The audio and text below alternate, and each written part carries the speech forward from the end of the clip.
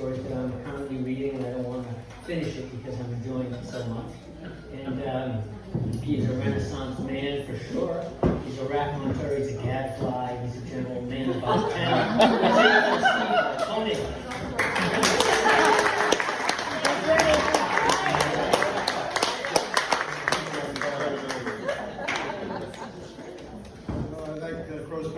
Taking a chance on having a lawyer read poetry. So I tried to find some poems that matched a musical theme. There weren't many, but you're going to have to suffer through some of them. And the first one is a poem about a popular song, actually a very popular song, and it is named after my favorite drink, and it's called Tequila. Tequila. There's a song with that title, and everyone knows it, but the only word sung is tequila. That makes sense because after all, what the hell is it? And how do they get the needles out of the bottle? Why does it go down so smooth? Why does it mess with you so in the morning? Tequila with a beer chaser, tequila with a cigar chaser when everyone's gone home with the long coats and having drunk too much tequila. I also woke up to a tequila sunrise this morning, and my woman was not there again. Took another shot of courage, but tequila in the morning is not recommended, trust me. You may not find this poem very poetic, but then, who's to say? Not you. You're probably hungover, but not as bad as me.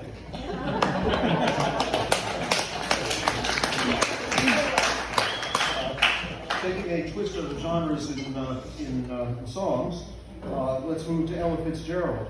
I've always liked the hooey in the Blues of the Night. It reminds me, an image or a prompt or a poem, of a train sort of rolling through the dusk in the nighttime through Hooverville during the Depression.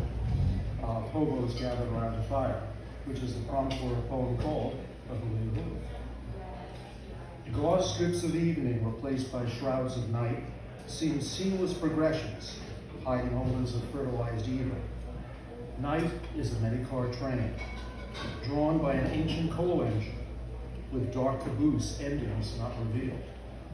Intervening cars carry people somnambulant, tankers full of vitriol, hoppers full of diggings from unknown lands, and boxcars, many boxcars. Their sliding doors shut tight, concealing cancerous cargoes. We are, each night, hobos by the track, clustered around fires, shedding scant warmth and light, no insight to where the night will bring us. Odd we do not rebel against the sunset, shred the gathering gauze, demand accounting from darkness to learn what awaits at the end. But I understand reticence, acceptance of denouements, when placidity promises possibilities of peace.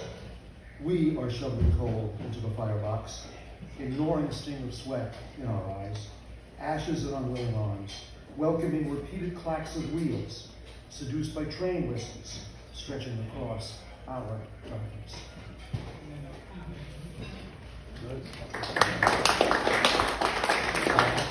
That being perhaps a dash heavy, we will segue to a song that I wrote recently for a friend of mine. I've been writing lyrics for him since I've been 18 years old, which is years. And he asked me to write a country and western song. I was raised in Brooklyn, New York, and lived in Greater Boston, and West was New Jersey. So I just relied on all of the standard misinformation and tropes about western songs. I wrote him this song, I sent it to him, he liked it. He's recorded it, it's on Band-Aid if you want to take a walk on the Placid side. But let me read the lyrics, no music, to my country and western song. I used to have my bourbon, and I used to have my truck, and I used to have my house with sweet Jolene.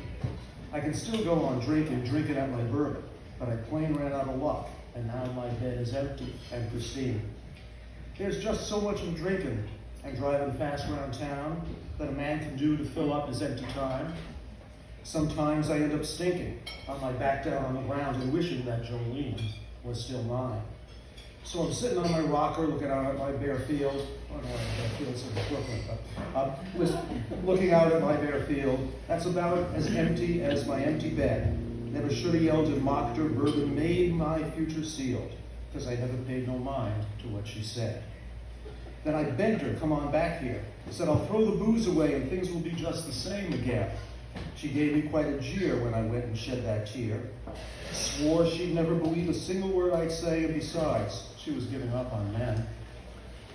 So when you're next in town, and your soul needs a brew, and you pass inside that barroom door, and you see Jolene and she's sort of looking down, and you're thinking, what should you do while you're crossing over the two-step dancing floor?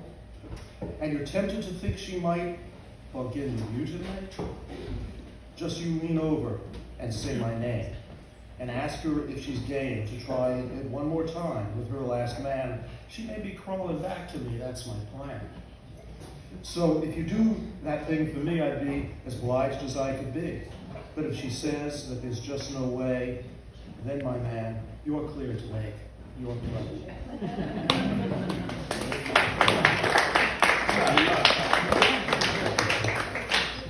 Get an idea how much I know about the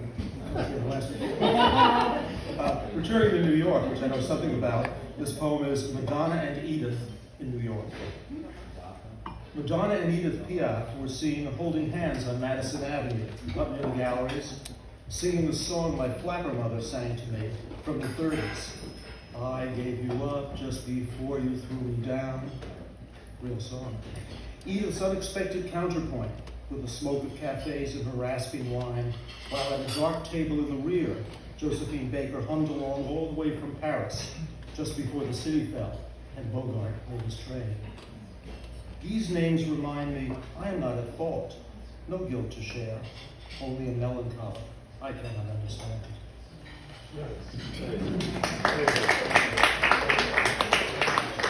So in looking through my stuff for things that were suitable for reading in a venue such as this, which eliminated most of my dour things about death and gloom, I found that there was a theme of poems about unrequited love.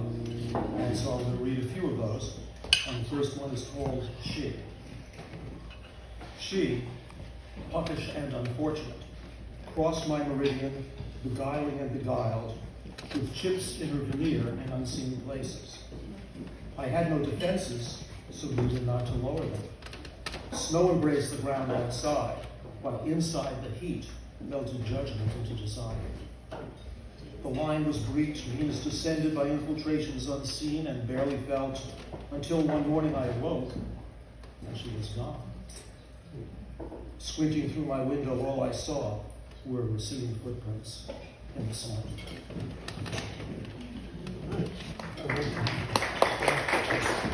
So these are new ones.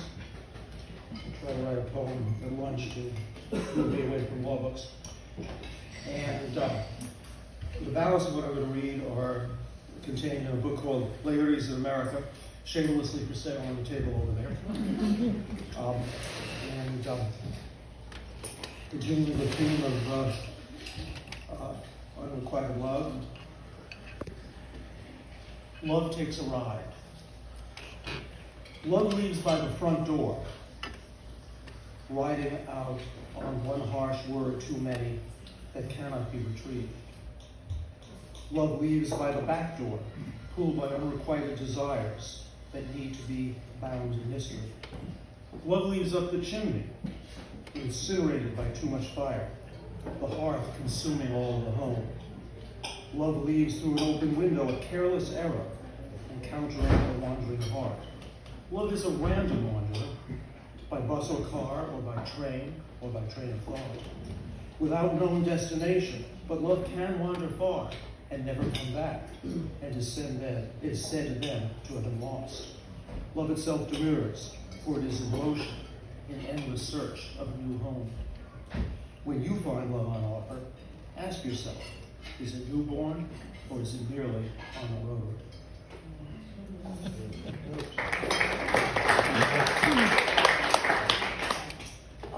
This is a song I wrote for my buddy Ken.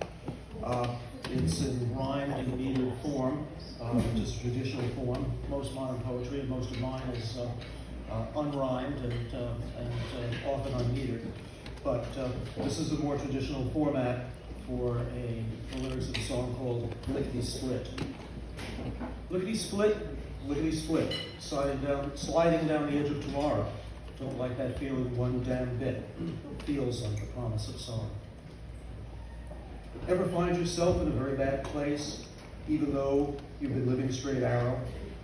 Ever feel low when they throw it in your face while you're trying for the clean and the narrow? They always tell you that life's like that. So do your best to do good. Don't dirty yourself doing tit for tat. Just always behave like you should.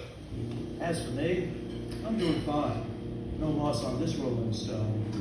Do the job and toe the line and work yourself down to the bone. Sometimes, though, darkness follows me. Evil sneaks into my head. Not the way I want to be, but see, it's just like I said, sooner or later, you can go astray, drooling in another man's beer. And you pay the price that very day, and afterwards live with your fear. I still keep trying to do my lot, and never beg, steal, or borrow. But lickety split, lickety split, I'm sliding down the edge of tomorrow.